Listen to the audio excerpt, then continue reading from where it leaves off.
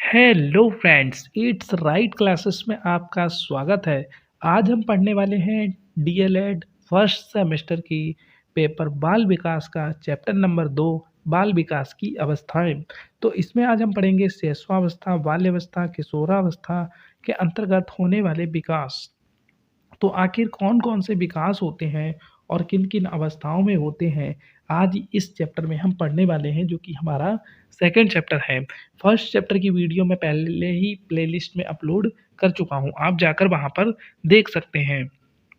तो इसमें क्या है, जो मनोवैज्ञानिक हैं, उन्होंने अपनी सुविधा अनुसार विभिन्न अवस्थाओं में बाल विकास को बाँटा है, जिससे कि यह स्पष्ट हो सके कि बालक जो है एक अवस्था से दूसरी अवस्था में अचानक से विकास नहीं होता, बल्कि विकास की गति स्वाभाविक होती है और ये लगातार चलती रहती है। मनोवैज्ञानिकों ने बाल विकास को 3 अवस्थाओं में बाँटा है।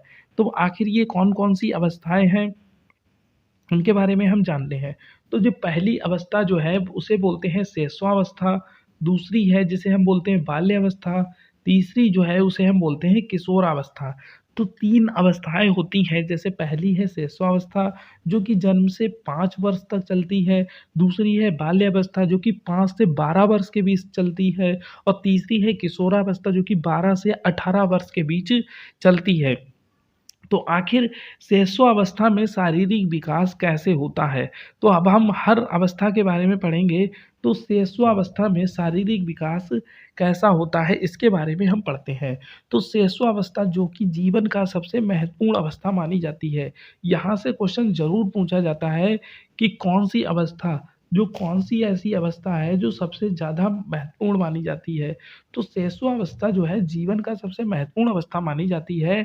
शिशु का शारीरिक विकास जन्म से पूर्व गर्भ अवस्था से ही प्रारंभ हो जाता है। जब बच्चा माँ के कोख में होता है तभी से उसका शारीरिक विकास शुरू हो जाता है और इसीलिए हमें इस समय माँ का खान-पान, उसका रहन-सहन, उसका स्वभाव और उसके संवेगों को बहुत ही ज़्यादा ध्यान देने की ज़रूरत होती है, क्योंकि अगर माँ बहुत चिड़चिड़ी रहेगी, बहुत ज़्यादा गुस्सा आएगी तो उसका असर उसके बच्चे पे भी पड़ता है। इसीलिए हमें उसका रहन-सहन बहुत ध्यान देना चाहिए। जन्म के बाद शिशुअवस्था में 2 सोपान आ जाते हैं। एक तो जन्म से 3 वर्ष तक एक तो जन्म से 3 वर्ष तक की और दूसरा 3 से 5 वर्ष तक की। तो आखिर आ जाओ हम इन्हें इन्हें समझते हैं। तो जैसे बच्चों के जो क्या-क्या जो शारीरिक विकास होता है शिशुअवस्था के समय, तो आखिर कौन-कौन सी चीज़ें होती हैं? नंबर 1 हम पढ़ेंगे बच्चे के भार के बारे में। क्या है? भार। कि जन्म के समय जो है वो जो पूरी तरह से जो शिशुअवस्था में जो बालक है, बालक का भार बालिकाओं से अधिक होता है और जो लड़के का भार होता है वो होता है 7.15 पाउंड और जो लड़कियों का होता है वो है 7.13 पाउंड। तो इतना-इतना भार होता है। दूसरा अब हम पढ़ेंगे लंबाई के बारे में। तो लंबाई हमारे जो होती है वो बच्चों की कैसी होती है? तो शिशुअवस्था में बच्चों की विकास की गति तीव्र होती है। बच्चों की विकास की गति कितनी होती है? तीव्र होती है और जो बच्चों की जो लंबाई होती है वो जन्म के समय लगभग 50 सेंटीमीटर की होती है। कितनी होती है? लगभग 50 सेंटीमीटर किसी भी बच्चे की जन्म के समय लंबाई होती है लगभग। तो सिर व मस्तिष्क का भार। अब सिर व मस्तिष्क के बारे में अगर हम पढ़ें तो नवजात शिशु का सिर जो होता है उसके शरीर की कुल लंबाई का 1/4 होता है। कितना होता है? 1/4। और हड्डियों के बारे में पढ़ें तो नवजात शिशु की जो हड्डियाँ होती हैं उनकी संख्या 206 ही होती है। कई लोग कन्फ्यूज़ हो जाते हैं कि जब नया बच्चा पैदा होता है तो हड्डियों की संख्या हो सकता है ज़्यादा हो, लेकिन ऐसा नहीं, हड्डियों की संख्या 206 ही होती है। और मांसपेशियों की अगर हम बात करें तो शिशु की मांसपेशियों का भार उसके शरीर के कुल भाग का 23% होता है। कितना होता है? 23% होता है। ये आपको बहुत अच्छे से समझ में आ रहा होगा, ठीक है? और आगे हम समझते हैं, तो अगर अन्य अंगों के बारे में समझें, तो अन्य अंगों में छठे माह में बच्चे के दूध के दाँत निकलना प्रारंभ हो जाते हैं। तो क्वेश्चन ये बहुत आता है कि कौन से महीने में दूध के दाँत निकलते हैं? तो छठे महीने में बच्चे के क्या होते हैं? दूध के दाँत निकलना स्टार्ट हो जाते हैं और सबसे पहले नीचे के दाँत निकलते हैं और 1 वर्ष की आयु तक बच्चों के दाँतों की संख्या कितनी? 8 हो जाती है। कितनी हो जाती है? 8 हो जाती है। अब हम पढ़ेंगे बाल्य अवस्था में शारीरिक विकास। अभी तो हमने पढ़ा था शिशुअवस्था में शारीरिक विकास, अब हम पढ़ेंगे कि बाल्य अवस्था में शारीरिक विकास कैसे-कैसे होता है, कितना होता है। तो हमें सभी लोगों को पता है कि बाल्य अवस्था जो है वो जीवन का एक अनोखा काल है। ये क्वेश्चन बहुत पूछा जाता है कि कौन-सी अवस्था जो है जीवन का अनोखा काल है। तो बाल्य अवस्था जीवन का अनोखा काल है। ये अवस्था 6 से 12 वर्ष के बीच चलती है। कहाँ से 6 से 12 वर्ष के बीच। बाल्य अवस्था प्रथम 3 वर्ष में 6 से 9 वर्ष शारीरिक विकास काफ़ी तीव्र होता है और उसके बाद ये विकास धीरे-धीरे कम होने लगता है। अब इसमें भार के बारे में पढ़ें तो भार जो है बालक का भार बालिकाओं से अधिक होता है शैशवावस्था में। लंबाई देखें तो लंबाई 2 से 3 इंच बढ़ जाती है बच्चों की। हड्डियों में देखा जाए तो इसमें जो हड्डियाँ हैं, उसमें लगभग 4 से 5 हड्डियों की संख्या में वृद्धि भी होती है।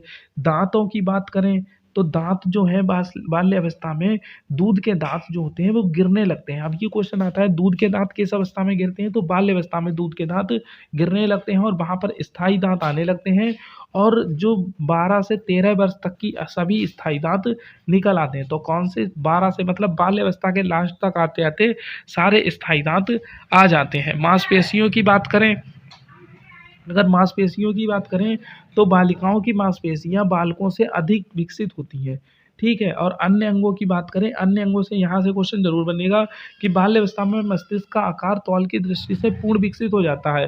तो बच्चों का जो मस्तिष्क है वो बाल्य अवस्था में पूर्ण विकसित हो जाता है। अब आगे हम पढ़ेंगे किशोरावस्था में शारीरिक विकास। सबसे पहले हमने पढ़ा शिशुअवस्था में शारीरिक विकास, फिर हमने पढ़ा बाल्यावस्था में। अब हम पढ़ेंगे किशोरावस्था में शारीरिक विकास कैसा होता है। तो ये क्वेश्चन ज़रूर पूछा जाता है कि किशोरावस्था जीवन का सबसे कठिन काल है, कि कौन-सी अवस्था जीवन का सबसे कठिन काल है? तो किशोरावस्था। ये परिवर्तन की अवस्था कहलाती है। इस अवस्था में सबसे ज़्यादा बच्चे की एज में परिवर्तन होते हैं। सबसे ज़्यादा परिवर्तन की अवस्था है। किशोरावस्था में बालक-बालिकाओं का तीव्र गति से विकास होता है। बालकों में तीव्र वृद्धि 14 वर्ष की आयु तक 11 से 18 वर्ष तक आयु तक होता है। तो जो सबसे ज़्यादा तीव्र जो वृद्धि होती है 11 से 18 वर्ष की आयु तक होती है। फिर आकार एवं भार के बारे में अगर हम देखें, तो आकार और भार जो है इस अवस्था में लंबाई तेज़ी से बढ़ती है और इसमें बताना है बालकों की जो लंबाई है 18 वर्ष की आयु तक लगभग 16 वर्ष की आयु तक जो बच्चों की लंबाई है जो लगभग पूर्ण विकसित हो जाती है। और सिर और मस्तिष्क का भार अगर देखें इसमें, तो सिर और मस्तिष्क का भार अगर देखें तो बच्चों का जो मस्तिष्क का भार होता है वो लगभग बालकों का वो 1200 से 1400 से 20 के ग्राम होता है। हड्डियों इसमें देखा जाए तो हड्डियाँ जो हैं, हड्डियाँ पूर्ण रूप से मजबूती की स्थिति में आ जाती हैं। तो ये हमारा रहा चैप्टर। तो इस तरह से आपका ये चैप्टर बाल विकास की अवस्थाओं में शारीरिक विकास आपका ये चैप्टर कंप्लीट हुआ। अब हमारा जो नेक्स्ट चैप्टर आएगा बाल विकास की अवस्थाओं में मानसिक विकास के बारे में होगा, जो तीसरा चैप्टर होगा। तो इसी तरह की वीडियोज़ के लिए आप कंप्लीट देखने के लिए प्लेलिस्ट में जा सकते हैं और कंटिन्यू इस तरह की आप वीडियोज़ को पाने के लिए इस चैनल को सब्सक्राइब कर सकते हैं।